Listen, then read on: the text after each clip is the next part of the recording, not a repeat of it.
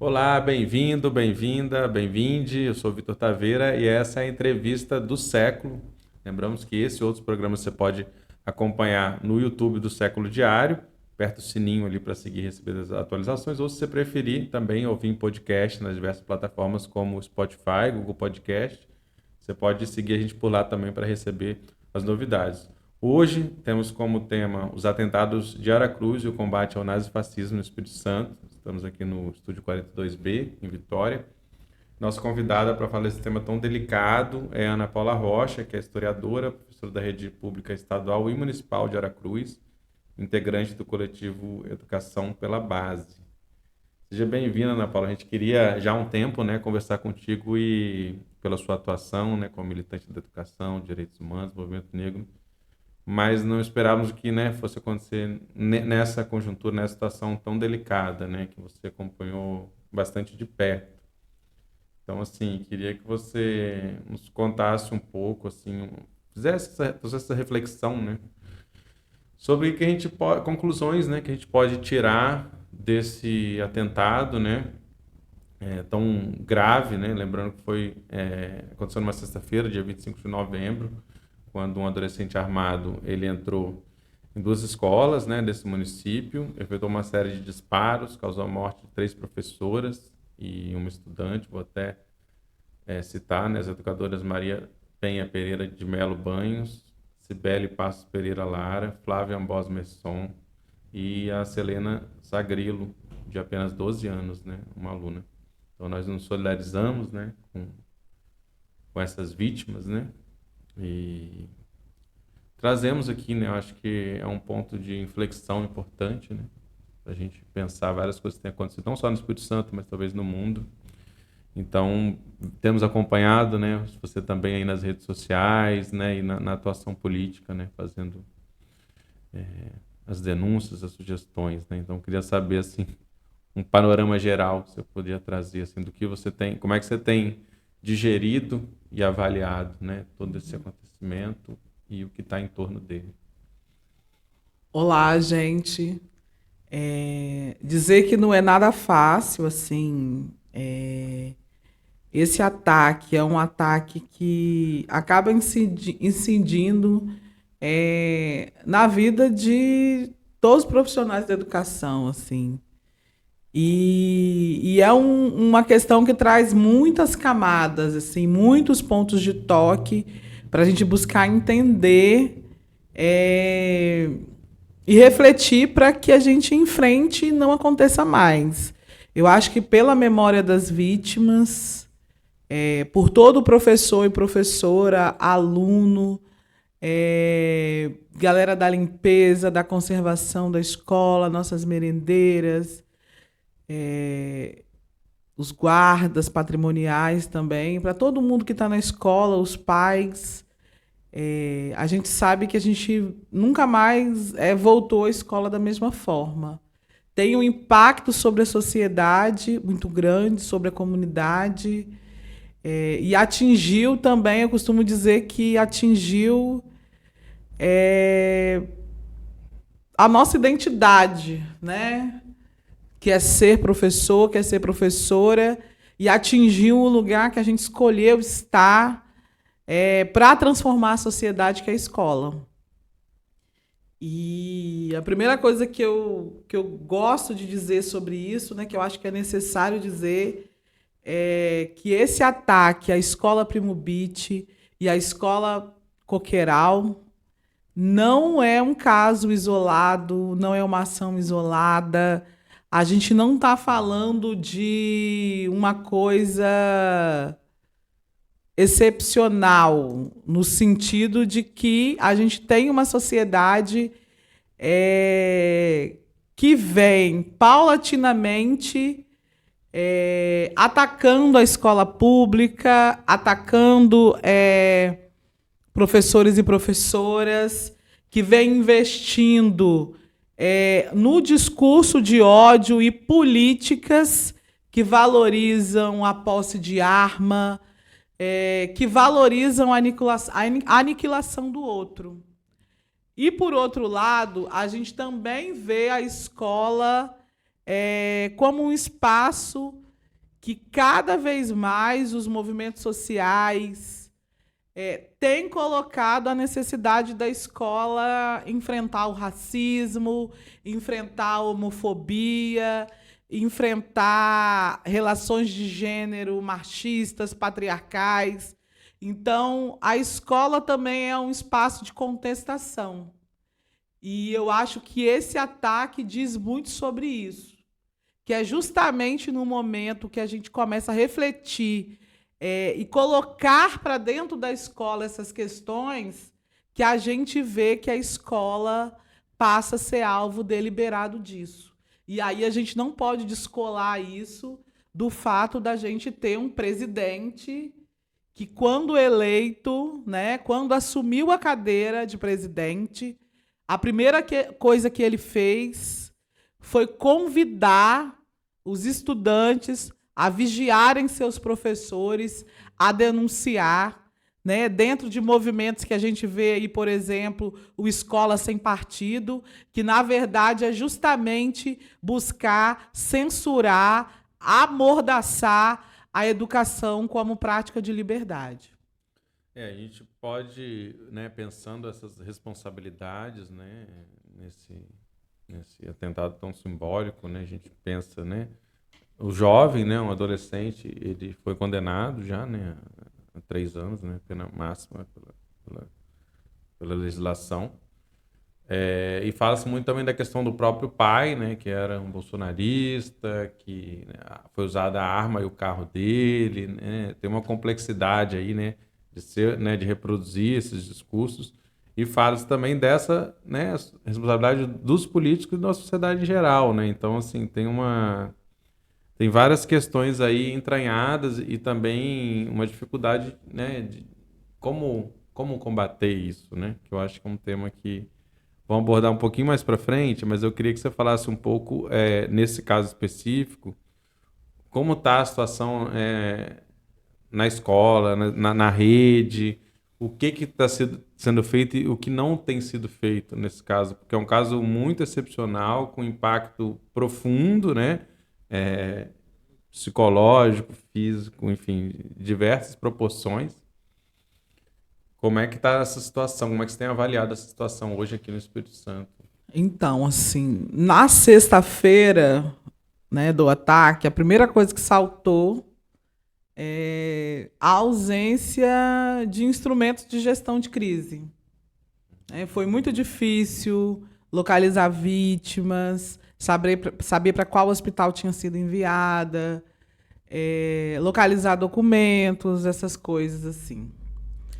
E eu falo isso para poder dizer que, por exemplo, se num primeiro momento houve essa dificuldade, para mim essa dificuldade ainda existe, porque o Estado criou uma sala de situação, e essa sala de situação já nasce numa situação complicada, porque não tem membros da sociedade civil nessa sala de situação. E aí decorrem, né, vários problemas, né? Eu posso pensar vários níveis de problema, né? Que né, essa coisa mais imediata de garantir o apoio psicológico e social às vítimas. Foi muito difícil para as famílias, e está sendo muito difícil ainda, porque a gente já falou, né, na imprensa sobre o caso das funcionárias da limpeza, né, as ASGs, funcionárias terceirizadas, que tiveram que limpar o sangue das vítimas,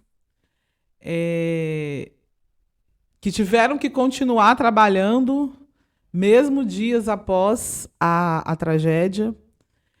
O mesmo servidor, o guarda que estava lá, continuou.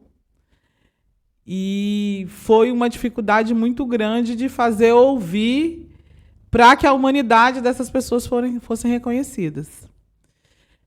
Na relação aí, por exemplo, a questão do ano letivo, A gente tem pautado a necessidade de suspender o ano letivo, mas também isso não ocorreu. Houve a adoção aí de atividades remotas, mas qual aluno que está com cabeça para fazer atividade remota? A gente já passou por essa experiência na pandemia, a gente viu que boa parte das famílias ou não tem acesso à internet ou não tem celular. Isso não resolve, resolve a burocracia. A gente vê que a burocracia parece que está acima da vida.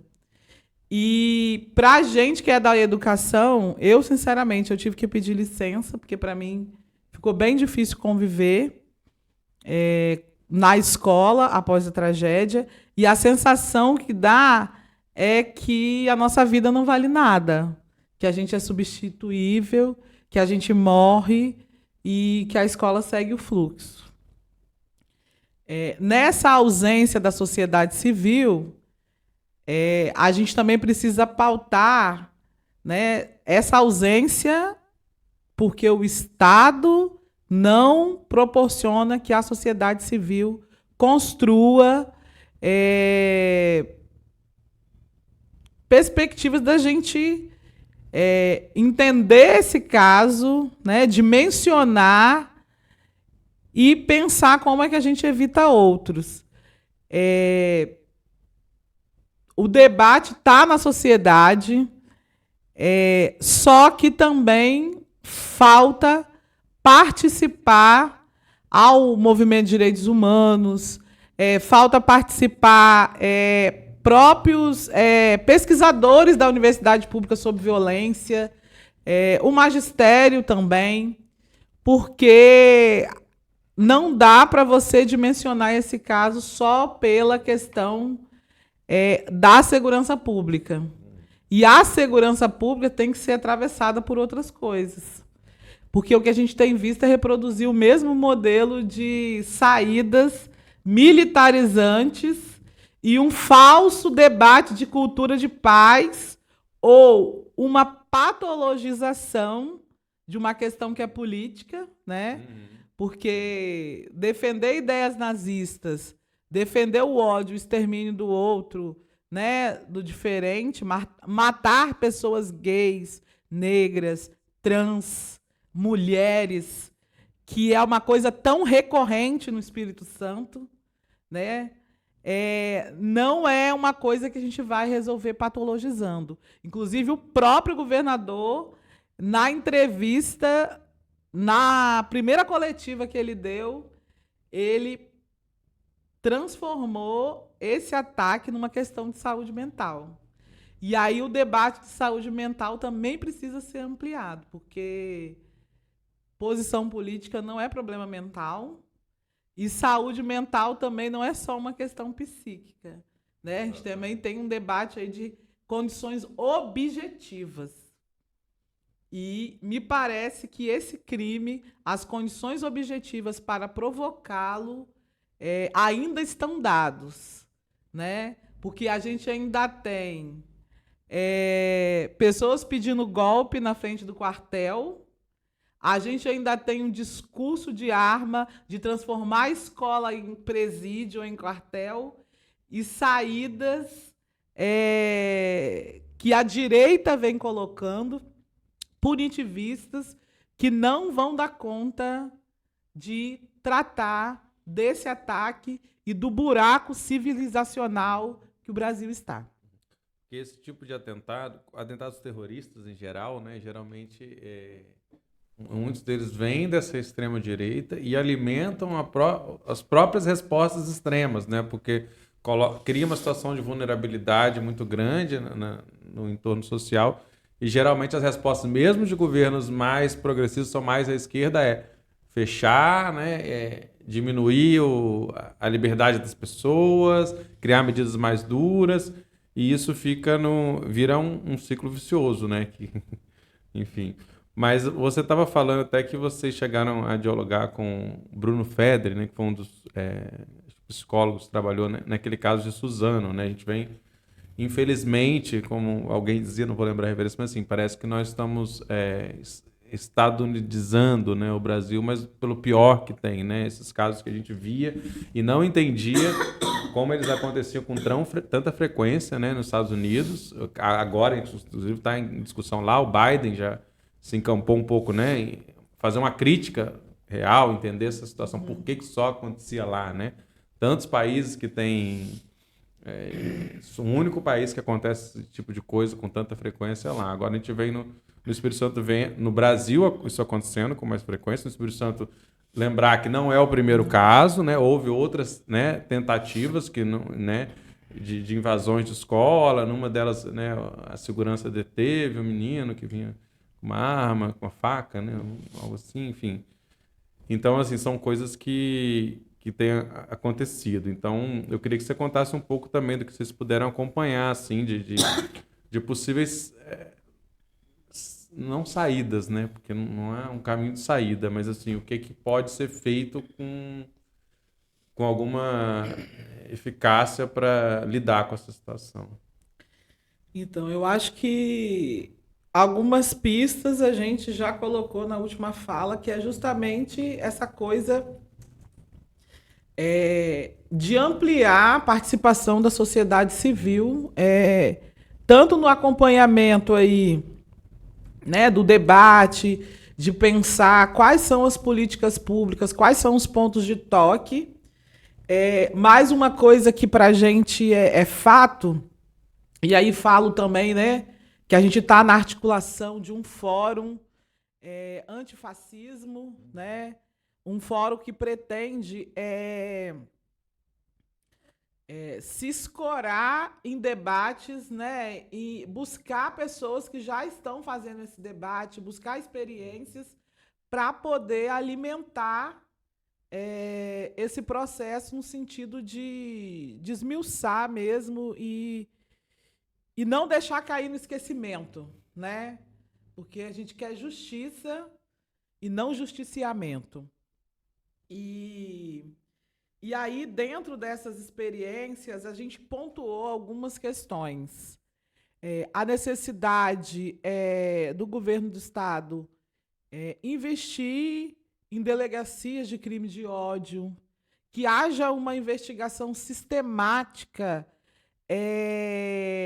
de células nazistas, né, que haja uma investigação de crimes cibernéticos, de pensar quais são os instrumentos de recrutamento da nossa juventude, ao passo que também é importante investir em políticas de juventude para disputar essa juventude também para a democracia.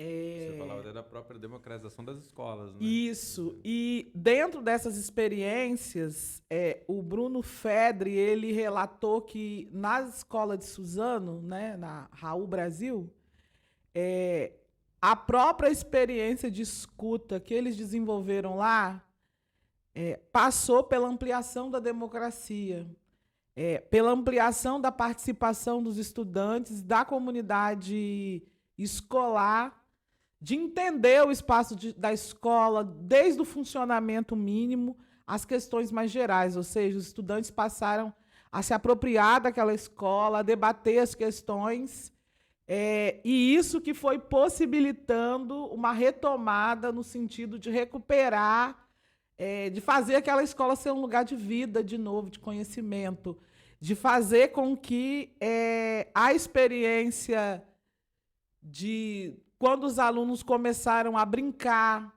a correr, recuperar aquele barulho de escola, que é justamente quando eles perceberam que já estava na hora de se retirar. Mas foi um processo lento. E que a democracia é o melhor caminho para poder a gente buscar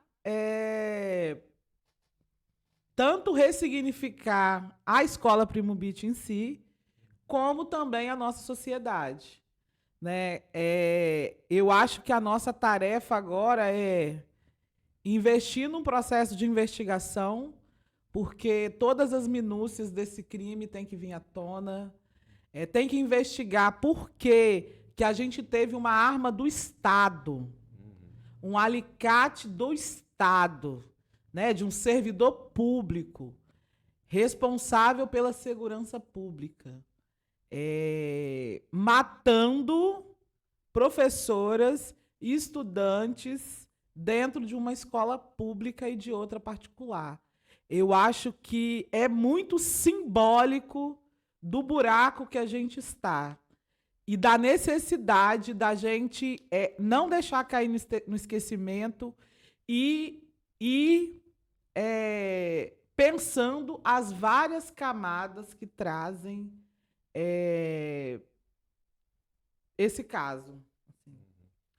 Você falou assim, para ter uma ideia, né? Um monitoramento da pesquisadora Adriana Dias, que apontou que o número de células nazistas, aí ela consideraria agrupamentos de 3 pessoas ou mais, né?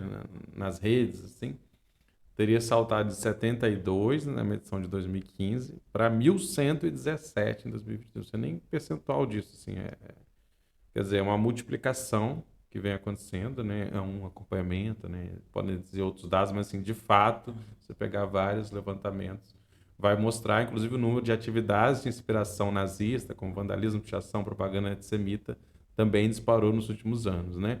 Recentemente teve prisão, né? Em um encontro em Santa Catarina, aquele episódio da saudação, quer dizer, isso tá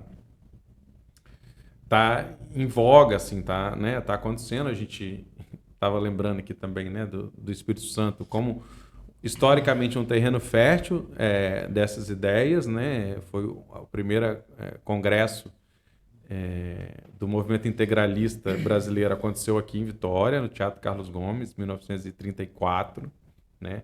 Aí o Plínio Salgado, que era líder integralista, muito tempo depois, de 55, como candidato à presidência, ele teve a segunda maior votação do Brasil no Espírito Santo, só atrás do Paraná, 18% do total. Enfim, isso é difícil estabelecer uma relação direta, né? Passaram muitas décadas, mas assim, queria dizer que, né, aqui essas ideias nunca foram hegemônicas, né? Nunca dominaram de fato a estrutura de poder, mas elas sempre foram fortes, tiveram por aí, tiveram circulando, e a isso, né, acrescenta-se essa coisa global, né? Um movimento de extrema-direita muito forte a nível global e a internet conectando e fazendo essas ideias circular. E o que você falou aí também é muito interessante, né? Quer dizer, o nível de investigação que tem que ser feito, de sofisticação também, de conhecimento técnico, de como funcionam essas redes, como opera a atuação preventiva, enfim, há toda uma complexidade. Aí a importância que eu queria que você falasse um pouco também desse fórum, né? Aconteceu, né, na semana seguinte do atentado, que foi na sexta-feira. Na semana seguinte teve reunião na Associação dos Docentes da UFES, né, a DUFES. E aí, só para situar o pessoal, Fórum Antifascismo, assim tem sido definido, né? Reunindo sindicatos, associações, coletivos, alguns mandatos parlamentares, outras pessoas e entidades diversas, né? E aí, inclusive, no dia 5, representantes do grupo, a Ana Paula estava lá, né? Se reuniram com o secretário estadual de Educação, Vitor Ângelo. Então, eu queria que você comentasse um pouco, né, da importância, do objetivo desse fórum e como que ele pretende atuar.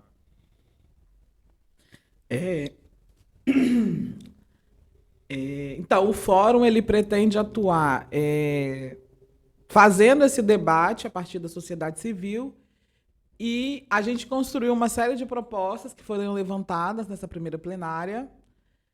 Agora a gente está no processo de encaminhar essas propostas para os órgãos competentes. A gente está pleiteando uma reunião com o governador, porque a gente acha importante o governador se comprometer com a defesa da democracia e se comprometer com esses vários movimentos sociais.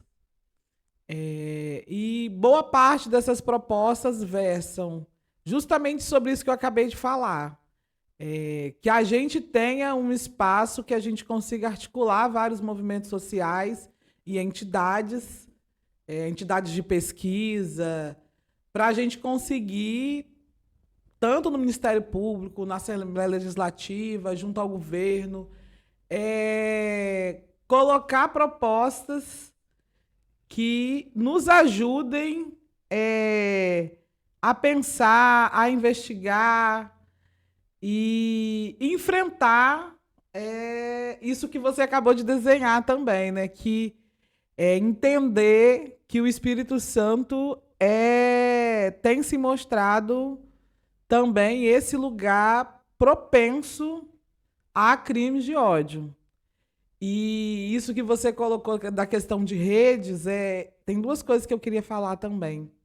Que é, por exemplo, que esses crimes eles não são isolados por justamente necessidade de pensar essa investigação de redes. O caso anterior, né, a Aracruz, que é o caso que aconteceu na escola pública municipal em Jardim da Penha, tinha ligações com o caso, né, que aconteceu lá no sul da Bahia, e a Polícia Federal já tinha feito algumas advertências, mas aqui não se ouviu-se, né? E meio que esse caso de Jardim da Penha meio que ficou abafado, né? Tipo, não teve vítima, então, tipo, deixa pra lá, né? Tipo, A necessidade de não banalizar a violência. E aí, tem um outro elemento também que a gente precisa pensar, que você retomou essa questão do Espírito Santo, né, como palco do integralismo, do Brasil, né, na atualidade, o crescimento de células nazistas, no mundo em geral, né, uma direita, vamos dizer, desavergonhada, né, que se coloca de forma mais disputando governos, né, o próprio Brasil é sintomático disso, né, a gente teve vários ministros fazendo gestos supremacistas, e falas também, e práticas, né? Porque o genocídio indígena, você vê governadores falando que é para atirar na cabecinha, helicópteros sobrevoando favela e atirando, polícia no Espírito Santo subindo o morro e matando indiscriminadamente, dizendo que é confronto. A gente vê uma banalização da violência. E tudo isso também deve ser pensado da falsa anistia do Brasil, né? A gente não tem enfrentado a nossa história. A gente não enfrentou os resquícios da escravidão. A gente não enfrentou os resquícios da ditadura. E aí a gente ainda convive com esses ovos da serpente. E esses ovos da serpente estão desde o seio da sociedade, mas também estão nos órgãos da segurança pública, também estão no magistrado, também estão nas empresas.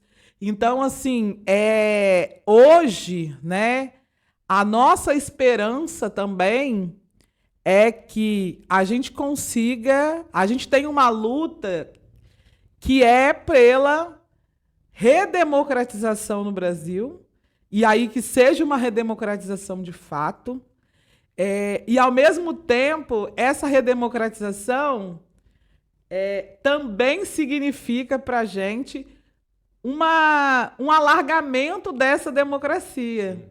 Porque falar em democracia e manter um país extremamente racista, extremamente que comete feminicídio, transfeminicídio, isso tá tudo junto. Então não dá para entender o ataque à escola de Aracruz como uma coisa isolada no sentido de projeto de nação, no sentido dos enfrentamentos que a gente precisa fazer. E aí, assim, as forças do campo democrático, as forças progressistas precisam se unificar mesmo em torno de ações que nos façam fazer um acerto da nossa história mesmo, assim. O grau de relativismo histórico que permite que nomes de torturadores ainda nomeiem ruas, escolas, praças. Isso é extremamente violento. E eu estava pensando outra coisa também. Até mesmo as nossas escolas. A escola Primo Beat é um exemplo disso. a arquitetura das nossas escolas, da maioria das nossas escolas, foram pensadas e construídas na época da ditadura. E lembram presídios. Então, assim, enfrentar, né, essa cultura ditadora que existe na nossa sociedade, né, essa política de morte, essa política de controle, né, de extermínio, trata assim de uma tarefa urgente, histórica, e que eu não gosto de dizer que a gente tomou uma lição, porque eu acho que isso não é lição. Mas que em memória dessas vítimas que a gente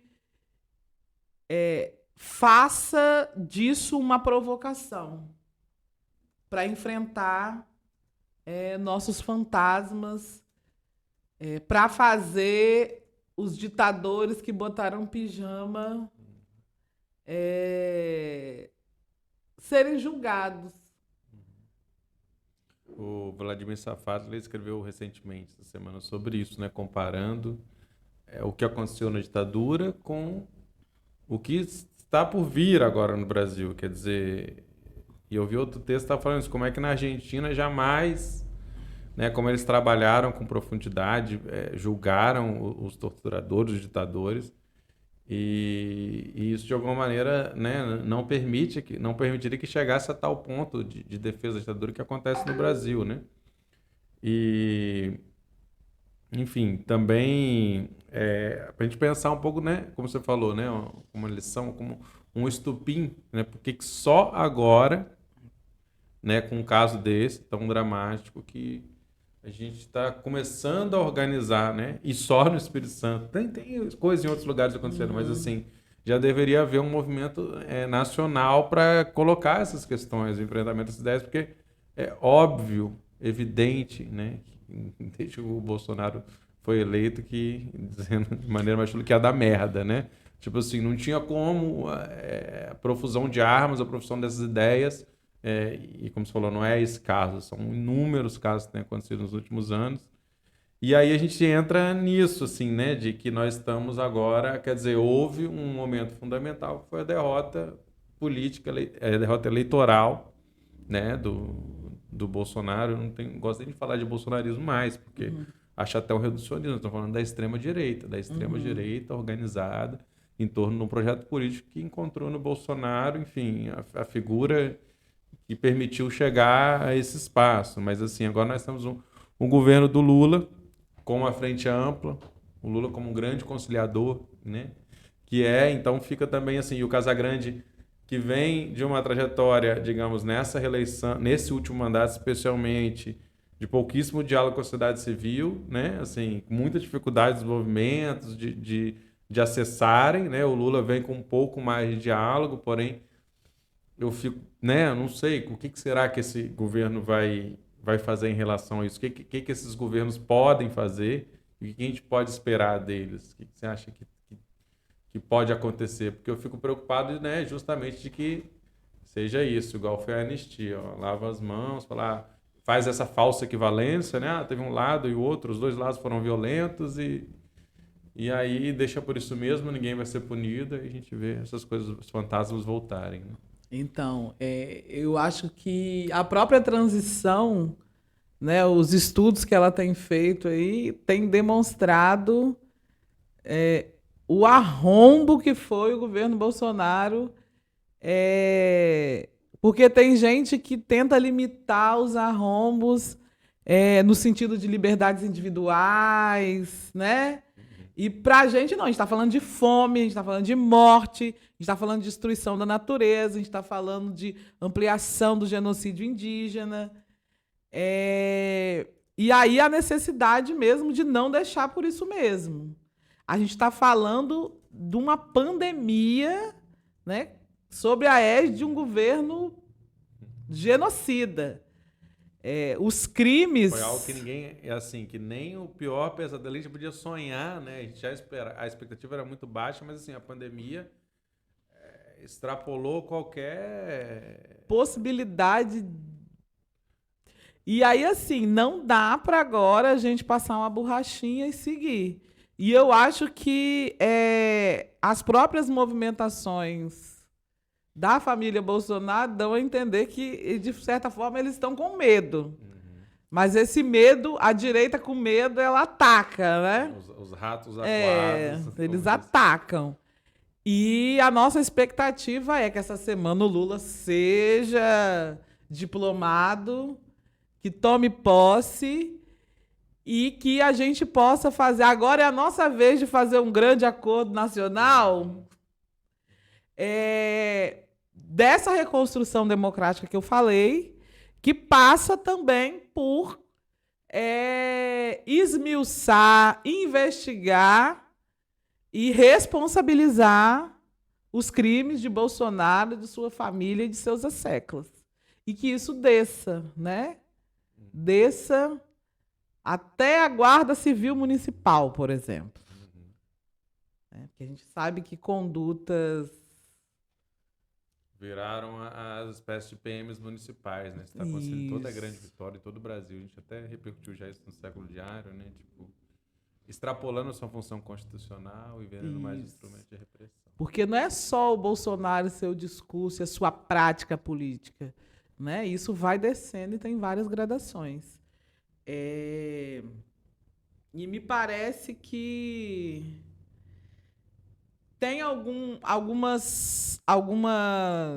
enfrentamentos que a gente vai fazer, sobretudo também aí pensando nesse ataque às escolas de Aracruz, que é, por exemplo, a questão de... Porque as soluções da direita são as mesmas, né? Armar a escola, colocar cerca. Tem gente que falou até em armar professores. Eu me nego, porque eu sou professora, eu trabalho com outras coisas, né? Trabalho com livro, com vídeo, com música, com bola, com muita coisa, mas com arma não. Não, e é delicado. O Pasolini agora, o prefeito de Vitória, ele anunciou um botão do pânico que vai funcionar nas escolas. Então, assim, fica essa coisa entre como manter, como trazer de volta esse espírito, né? De superar o medo e, ao mesmo tempo, resguardar a escola. Essa é a complexidade. Porque se você criar um ambiente de medo, tipo, você vai prejudicar todo o processo educacional. Ninguém vai estudar, ninguém... Eu, sinceramente, eu voltei para a escola depois do ataque e tive muito medo. Inclusive, tive medo de aluno, coisa que eu nunca tive. E eu tô assim, negociando comigo, né? Claro, com apoio e tal, para retomar. Mas as saídas que versam sobre transformar a escola em quartel, armar, botar um monte de coisa, a gente sabe que isso não dá conta, inclusive, da complexidade que a escola é. Porque o que a gente fala é justamente o contrário. O que a gente precisa? De uma rede de proteção. A gente precisa do CRAS funcionando, do posto de saúde funcionando. A gente precisa de uma rede para proteger a infância, para proteger a adolescência, para garantir que os profissionais da educação trabalhem. A gente precisa de merenda de qualidade, a gente precisa de melhores condições de ensino e de aprendizagem. Então, eu acho que a saída é reafirmar direitos e não partir para uma perspectiva militarista da sociedade, né? A gente viu crescer aqui no Espírito Santo, no Brasil, várias escolas civil-militares que é um ataque frontal à democracia, é um ataque frontal aos direitos de educação, e a gente sabe que um debate de militarização das escolas, de armamento, a gente sabe que isso tem um alvo. E o alvo vai ser sempre o corpo negro e periférico. Então, assim, parece que a gente está retomando as saídas da ditadura. E tem uma outra coisa, né? Sobre redução de maioridade penal e o punitivismo também, que vem à tona nesse momento. Mais uma vez, reduzir. E aí eu até fiz essa reflexão na escola, porque na escola, a construção do fracasso escolar, o indisciplinado também é o menino negro, a menina negra, a menina que questiona padrões, o aluno gay, a aluna trans, não binária. E quando a gente transforma a escola numa cadeia, é impossível que a escola exerça o que a gente fala que é pensar a cidadania, garantir direitos.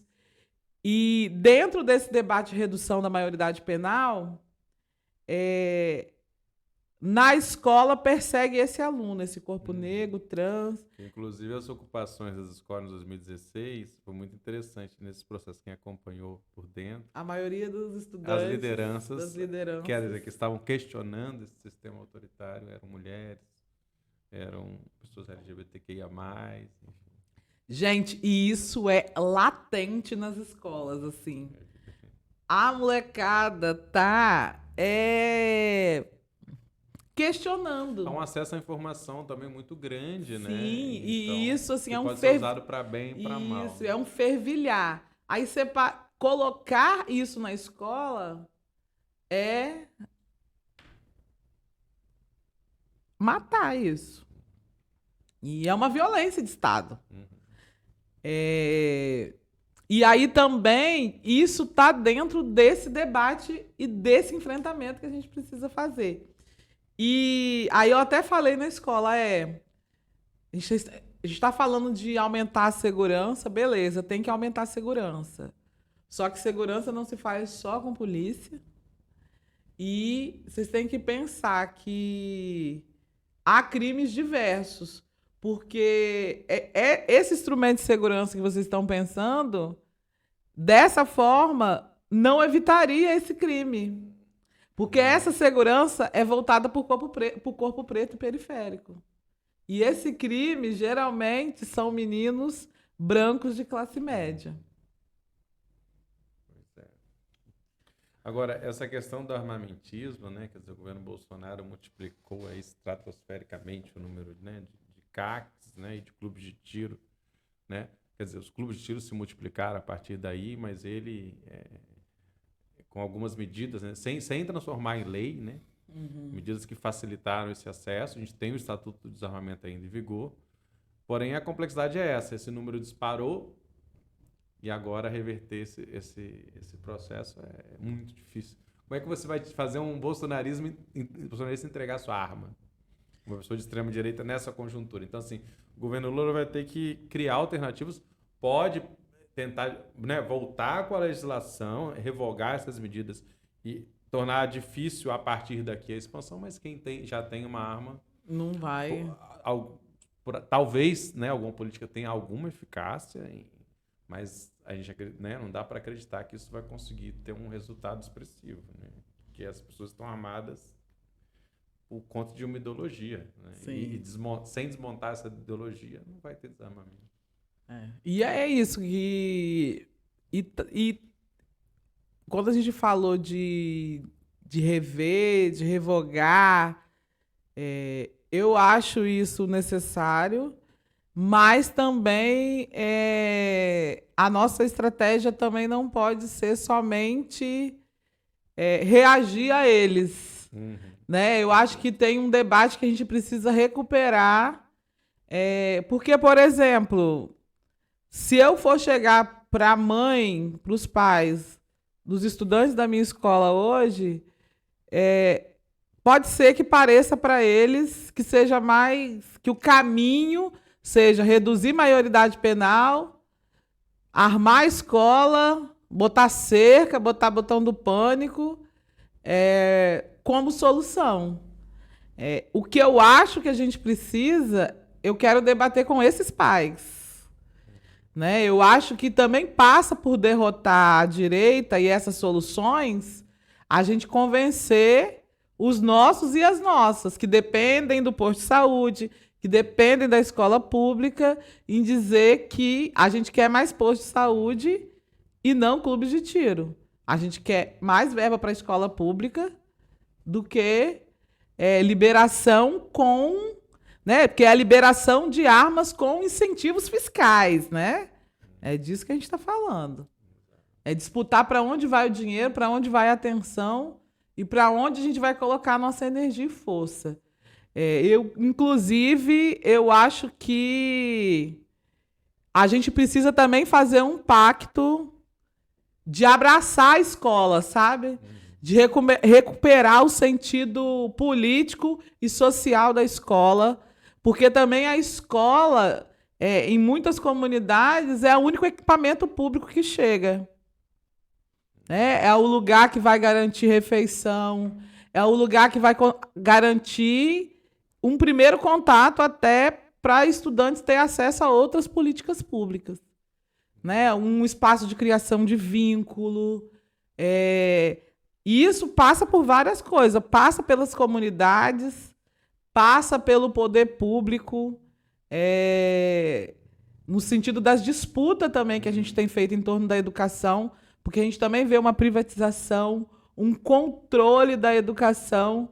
Eu falo mesmo, nunca foi tão ruim ser professora, porque hoje o controle sobre o nosso trabalho, a burocracia, às vezes tira até o nosso espaço de fazer aquele lugar um lugar de sonho, de fazer um lugar de encontro entre nós, professores, e também entre estudantes. Entendeu? Fica ali, é prova, é índice, é pauta, é correria, é sistema, tem que alimentar um monte de plataforma. E a gente acabou de sair de um processo traumático que foi a pandemia. Não saímos, né? Ainda estamos, mas passamos por uma experiência dolorosa.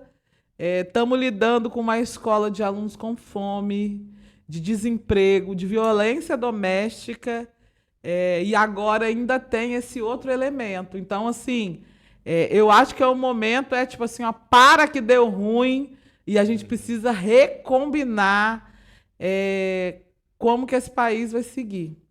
É isso, os grandes pactos sociais são importantes, né? Eu lembro aqui do Estado, né, que tem, talvez, pelo menos da nossa época e mais para trás, e mais antigos, do Fórum Reais do Espírito Santo, que foi justamente isso, juntar as entidades, né? E aí não só as entidades mais ligadas à esquerda, mas também ampliar esse escopo e dizer, ó, até aqui chegamos, não podemos mais nos afundar nesse processo, temos que incidir nisso, entender, fazer esse diagnóstico e atuar de forma conjunta em relação a isso. E aí a gente tem em essa vários conjuntura. Espaços de movimentos sociais, a gente está vendo esse discurso aí, a necessidade da gente se rearticular. Eu espero que agora que passou o período eleitoral, eu espero que a gente encontre as condições, assim. O fórum, ele traz essa preocupação, né, traz essa provocação, e eu espero que a gente consiga rearticular aí as forças progressistas, de esquerda, os movimentos sociais, porque a gente precisa pactuar mesmo, né? E é interessante dizer também que se o Espírito Santo também sempre foi um espaço onde o integralismo, né, o conservadorismo sempre foi muito forte, também é um espaço de experiências à esquerda e dos campos progressistas, que a gente também tem uma caminhada de resistência, e eu acho que dá para nascer girassol desse chão ainda, para a gente... Aliás, nem vou falar de girassol, vou falar de girassol para brasileirar, porque a gente podia retomar a experiência dos cravos lá na Revolução dos Cravos, mas vamos plantar nosso girassol aqui nesse chão. Isso aí. E assim, já chegando no final, né, o que você está esperando aí do governo Casagrande, né? Ao contrário do Lula, que é uma transição já está sendo anunciado, né? A composição, o governo Casagrande não tem, de fato, essa transição, né? Já está no poder. não tem ainda muita movimentação, mas falando assim, até ampliando, né, de maneira geral, como uma pessoa atuante aqui na nossa política, o que se espera e o que Olha, você acha que, né, qual o eu caminho que devemos seguir? espero que ele coloque mais energia na defesa da democracia. Eu acho que esse meio lá, meio cá, né, que ficou aí no período eleitoral, acho que precisa ser superado. Eu não tenho muita esperança de que tenhamos muitos avanços, porque Casagrande já tem demonstrado que dialoga muito pouco com os movimentos sociais, né? Bota uma tinta de democrático, mas, na verdade, eu costumo dizer que ele escuta, mas não ouve. A minha fé mesmo, a minha esperança é na articulação dos movimentos sociais para que a gente consiga ampliar e colocar nossas pautas, porque segurança pública segue o mesmo exemplo de polícia e de criminalização, né?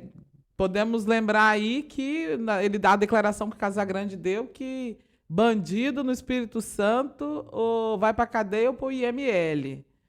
É a mesma coisa do governador do Rio de Janeiro que falou, né? Manda atirar na cabecinha. É a mesma coisa. E não dá para dizer isso e querer se manter num escopo democrático. Porque a gente sabe que IML e cadeia só serve para gente que é preto. Inclusive, a gente estava debatendo que se há uma inteligência da polícia, ela só serve para monitorar a gente que é dos movimentos sociais. Porque para interceptar crimes de ódio, para fazer valer isso, não acontece. Na educação, a gente vê o Espírito Santo antecipar projetos danosos da própria reforma do ensino médio, transformar escolas em escola de tempo integral sem debater com a comunidade. A gente vê um controle, que eu já disse, sobre o trabalho do professor. A gente está se sentindo humilhado na escola. A política educacional é construída totalmente alheia ao magistério. E, para piorar, a gente tem uma organização sindical, o Sindiupes, que mais agradece o patrão e o governo, que não organiza, que não mobiliza, que não constrói mobilização. Então, a rede estadual está bem abandonada nesse sentido. Na saúde, bem complicado também. Então, a minha perspectiva para o governo Casagrande é que a gente vai ter que, nas ruas, fazer esse governo girar para ter alguma coisa para o povo. Bom, Ana Paula, algo mais que você queira comentar sobre toda essa situação, para a gente fechar? Olha,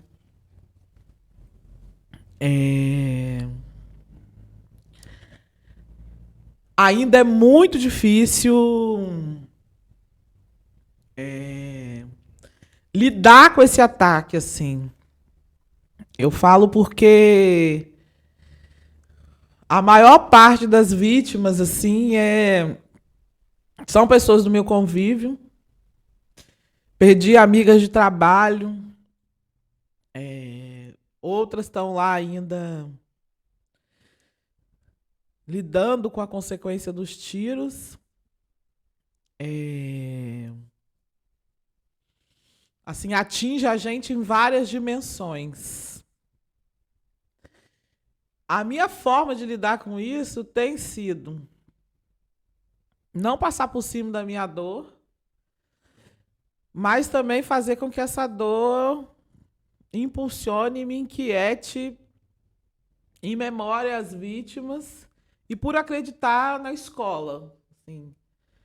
E eu costumo dizer que é muito difícil porque esse ataque mexeu muito com a nossa identidade. Assim, quem inventa de ser professor tem um negócio ali que é inexplicável, que é o lugar onde a gente se realiza, que é o lugar onde a gente se propõe a construir esperança. E de disputar isso ali também, porque a gente sabe também que tem colegas que são de direita, tem colegas que são machistas, racistas, mas é um lugar vivo que a gente está ali para disputar e fazer acontecer. E aí, em Memória às Vítimas, a gente diz que a gente vai seguir nessa luta e que esse é o papel que nos cabe mesmo, assim. Esperançar, né? Eu acho que, apesar de tudo, apesar da dor, apesar desse processo aí que a gente vai ter que passar de se recuperar, de se cuidar, eu aposto na nossa organização, na construção desse fórum e nessa retomada para fazer esse girassol brotar. Como eu aprendi com nossos amigos aí colombianos, que eles falam, por nossos mortos, nem um minuto de silêncio, toda uma vida de combate. Então, você falou um compromisso, né? A gente se solidariza, né, com os familiares, com os amigos. Eu agradeço muito por você estar aqui, sabendo que é um tema tão difícil, né? De toca de maneira tão próxima. Então, obrigado. Essa foi a entrevista do século, né? Comigo, Vitor Taveira, produção e locução, o apoio do Cauã Elmer, aqui do outro lado da tela. E a gente volta na próxima semana com mais temas para pensar o Espírito Santo. Então, para saber mais das notícias diárias, informações, análises, entra lá todo dia, seculodiario.com.br, tem novidades. Então é isso. Obrigado e até a próxima.